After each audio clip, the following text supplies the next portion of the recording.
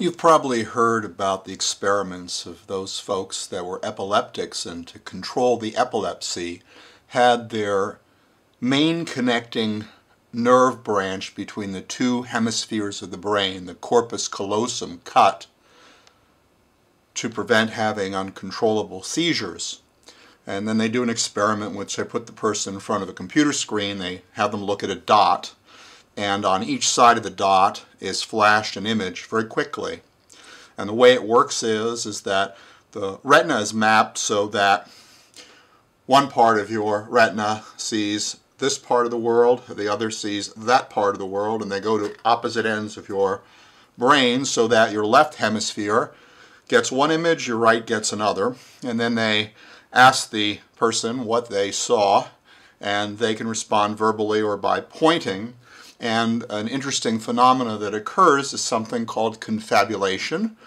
And essentially the way this works is if there is a discrepancy between one hemisphere and another, the left hemisphere, which is responsible for language, will frequently make up a story explaining why they said something that the left hemisphere apparently does not completely understand why they came up with that response. For example, let's say that the left hemisphere sees a boy and the right hemisphere sees a dog. You have a discrepancy. If you ask the person to use the hand controlled by the right hemisphere to point to the object that they saw, they're going to point to the dog.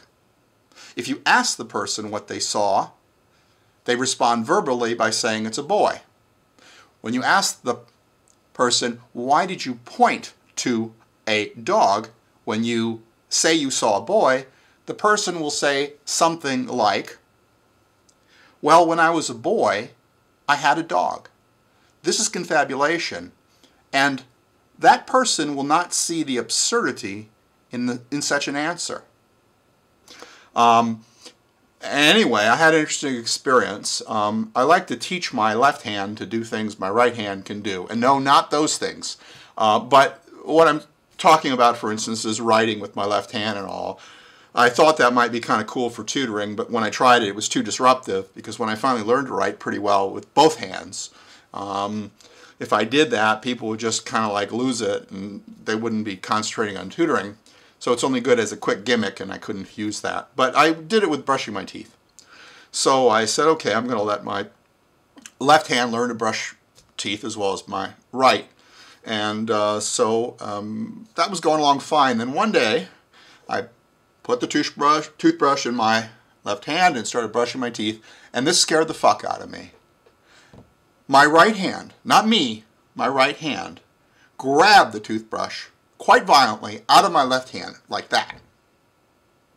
And my experience was, this is not me. Who the fuck is doing this? And I was scared for a moment, and then I realized I did that. But I didn't feel like I did that. And I surmised that my right hand, or brain, left hemisphere, was pissed off of what was going on.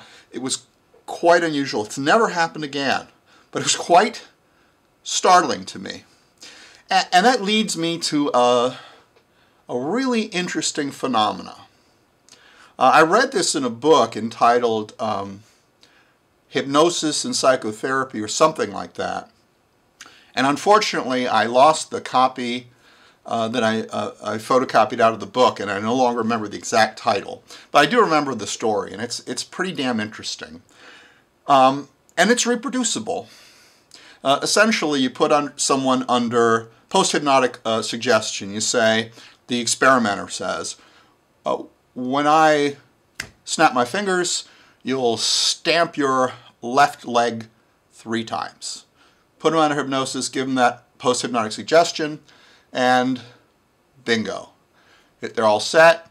Time passes, and they come to you, and you're talking to them. You snap your fingers, let's say you're the experimenter, and they stomp their left leg 3 times, and then the experimenter, you, ask them, why did you do that?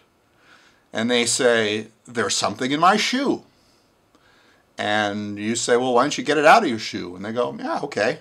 And then they say, I can't find it. And you say, well, what happened to it?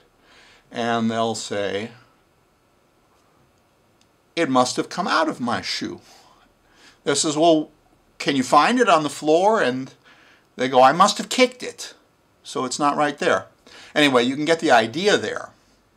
But what's really interesting in this article, the fellow that was doing the questioning, the experimenter, or you if you're the experimenter, said that he got the feeling suddenly, and it was a scared feeling, that he was playing into the same suggestion that the subject was.